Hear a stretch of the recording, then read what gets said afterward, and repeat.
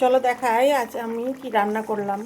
দেখো এখানে মটর ডালের বড়া করেছি ডুমো ডুমো করে। এই মটর ডাল দিয়ে সিদ্ধ আলু দিয়ে, দেখো সিদ্ধ আলু দিয়ে টমেটো ধনা পাতা দিইনি এখনও। তো এটা সম্পূর্ণ বাটা মশলা শিলনোড়া দিয়ে বেটে আমি জিরা আদা ধনে সব কিছু বেটে এটা একটু ঝোল করছি। দেখবে বন্ধুরা, পাতলা পাতলা ঝোল এক এক সময় খুব খেতেও টেস্টি লাগে।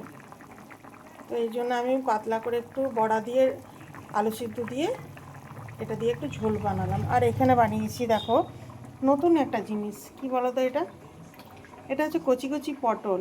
কাল বাজারের দিকে গিয়েছিলাম, তো বাজারে গিয়ে পটল নতুন জিনিস এখন কেজি কত করে জানো, বলছে 300 টাকা কেজি, মানে 130 টাকা বলছে, 60, হ্যাঁ 130 টাকা, তার মানে 200 হচ্ছে 60 টাকা।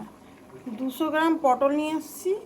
এই দেখো 200 গ্রাম পটল নিয়ে এসে এটাকে আমি শুধু আলু দিয়ে, অল্প করে আলু দিয়ে একটু পোস্ত বানিয়েছি, ব্যাস এই পর্যন্তই আজকে রান্না।